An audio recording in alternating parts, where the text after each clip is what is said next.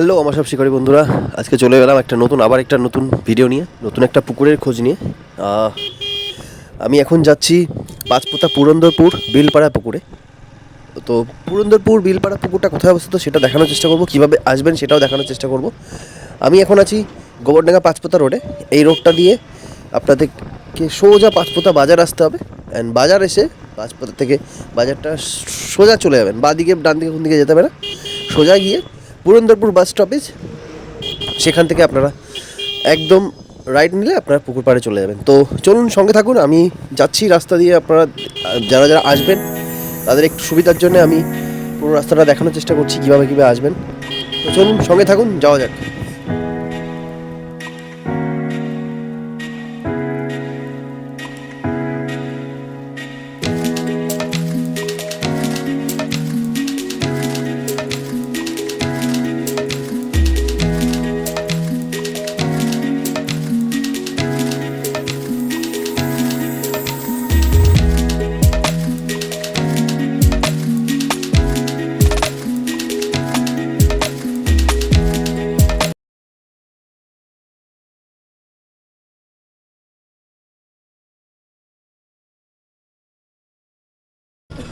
তো এটা হলো পাঁচপোতা বাজার, এখান থেকে আমরা সোজা বেরোবো, একদম সোজা স্ট্রেট পুরন্দরপুর বাস স্টপেজ থেকে আমরা ডান দিকে বাঁ দিকে ঢুকে যাব।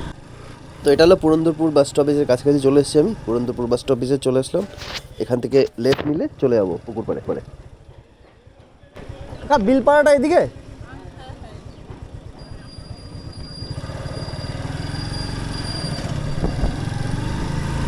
তো ফাইনালি চলে এলাম পুরন্দরপুর বিলপাড়া, যে 24 তারিখে যে পুকুরটা ওপেন হচ্ছে সেই পুকুরটার পাড়ে চলে এসেছি।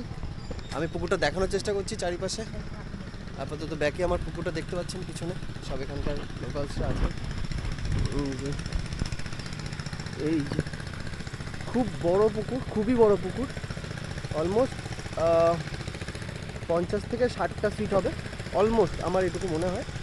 তো আমি পুকুরটার চারিপাশে একটু ঘুরিয়ে দেখার চেষ্টা করছি আপনাদের।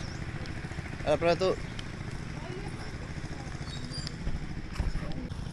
তো এটা পুকুর পাড়ে আমি চলে এসেছি। পুকুরের এরিয়াটা দেখতে পাচ্ছেন কত বড়, আর পুকুরে বেশ মাছের মুভমেন্টও আমি দেখতে পাচ্ছি।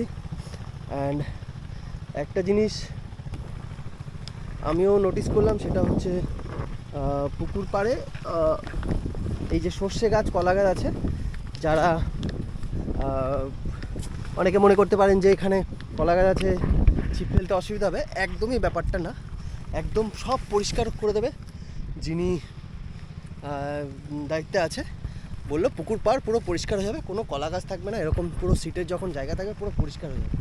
আপনাদের যারা ছিপ ফেলতে আসবেন তাদের আশা করি এইটা কোনো সমস্যা হবে না। তো আমার পুকুরটা পার্সোনালি দেখে খুবই ভালো লাগলো, পার্সোনালি বলছি, যেটা আমি মনে হয় পুকুরের জল একটু কম আছে বলে পাশের বিল থেকে পুকুরে জল দেওয়া চলছে। অ্যান্ড একটা এইটুকু আপাতত আমার মনে হচ্ছে যে এখানে মাছের বেশ একটা ভাইবস ফিল হচ্ছে, জানি না কতটুকু কি হবে। তো পুকুরের এরিয়াটা দেখুন, বেশ মাছের মুভমেন্টও বেশ আমি দেখতে পাচ্ছি। অ্যান্ড এটা হচ্ছে আপাতত ভিউ। তো আগামী 24 তারিখ পুরন্দরপুর বিলপাড়ায় যে পুকুরটা ওপেন হচ্ছে সেই পুকুরের ভিউটা আপনাদের দেখাচ্ছি। ব্যাকে এই পুকুরটা দেখতে পাচ্ছেন, এই পুকুরে আগামী 24 তারিখ সিট বুক হবে এবং বুকিং শুরু হয়ে গেছে। আমি ডেসক্রিপশানে নাম্বার দিয়ে দেবো যে দাদার সাথে, এবং আমাকে একটা মাছের সাইজ বললো যে 2 থেকে 2.5 কিলো ওজনের কাতলা মাছ আছে, রুই আছে, আর কিছু ব্ল্যাক কাপ আছে, আর কিছু আপনার যে মাছগুলো থাকে বেসিক্যালি মৃগেল, এইসব মাছই আছে। বললো কাতলা মাছের চাপটা একটু বেশি আছে। তো সেই থ্রুতে আমি মনে হলো যে উনি অলমোস্ট বলেছে পুকুরে 9 টন মাছ আছে, কাতলা মাছ। তো 14 বিঘে পুকুরের এরিয়াটা, পুরো এরিয়াটা পুকুরের 14 বিঘে। এখনও পুকুরের সিটের জায়গা হয়নি, এইগুলো সব পরিষ্কার হয়ে যাবে। পুকুরের যে মালিক আছে সে বলেছে সব পরিষ্কার করে দেবে এবং সম্পূর্ণ পুরো বিল, পুরো যে বসার জায়গা একদম পুরো ক্লিয়ার হয়ে যাবে। এই বসা হবে মেবি আপনার পূর্ব, এটা পশ্চিম পাড় আর এটা পূর্ব পাড়। এটা দক্ষিণ পাড় আর উত্তর পাড়ে হয়তো বসা হবে না, কেননা দড়িটা মাঝখানে থাকবে। তো আশা করি পুকুরের ভাইবসটা আপনারা দেখতেই পাচ্ছেন, পুরো চারিপাশে জল আছে, সেই জলও দেওয়া হচ্ছে, পুকুরে জল কম আছে সেই জল দেওয়া হচ্ছে, এবং এক সপ্তাহ টাইম আছে। আশা করি পুকুরের যে জল পেয়ে নতুন মাছের মুভমেন্টটা অনেক বেটার হয়ে যাবে। তো দেখতে থাকুন ভিডিওটা, আর আমি দাদার সাথে কথা বলাচ্ছি, উনি আরও ডিটেলসে আপনাদেরকে বলে দেবেন। দেখতেই পাচ্ছেন তো আপনারা দেখতে পাচ্ছেন পুকুরে জাল টানার কিছু ভিডিও, জালে মাছের কীরকম অ্যাভারেজ সাইজ সেগুলো আপনারা দেখেই বুঝতে পারছেন। তো এই ভিডিওটা আমাকে পুকুর মালিক পাঠিয়েছিল, তো আমি সেটা আপনাদের সামনে তুলে ধরার চেষ্টা করছি। এই পুকুরে এই অ্যাভারেজ মাছের সাইজ আমার বেশ ভালোই লাগলো। এরকম মাছই পুকুরে দেখা যাচ্ছে, কোনো ছোটো মাছের মুভমেন্ট আমি মানে লাফালাফি আমিও দেখতে পাচ্ছি না।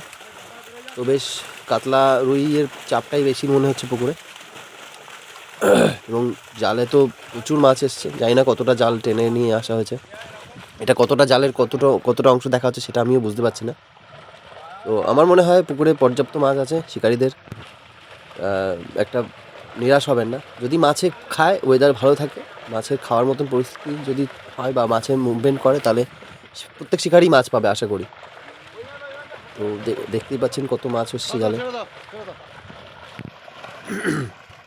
তো এখানে আপনাদের কোনো অসুবিধাই হবে না, গাড়ি পার্কিংয়ের জায়গা, একদম পাকা রাস্তা, একদম ঢালাই রাস্তা, আর পাশে পুকুর, ওই যে পুকুর, টোটাল পুকুরটা। তো এরকম রাস্তার পাশে এখানে বেসিক্যালি খাওয়া দাওয়ারও ব্যবস্থা আছে। বেসিক্যালি শিকারীদের যে জিনিসগুলো প্রয়োজন হয় সেটা এখানে আপনারা পেয়ে যাবেন।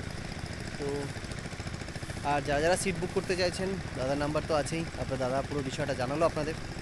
তো দাদার সাথে ফোন করে সিট বুক করে নিতে পারবেন। এবং ভিডিওটা কেমন লাগলো অবশ্যই জানাবেন। আর আপনারা আরেকটা কথা, আমরা একটা জিনিস বলতে পারি যে মাছ আছে, কিন্তু মাছ খাবে কিনা সেটা ডিপেন্ড করে অনেকটা ওয়েদারের উপরে। তো আপনারা সেটা একটু দেখে পুকুরে আসবেন। ওয়েদার যদি মাছ না খায়, সেটা কোনোভাবে আমরা এক্স্যাক্টলি বলতে পারি না যে মাছ খাবেই, বা এরকম প্রেডিকশন আমরা করতে পারি না, সেটা আমি বলি।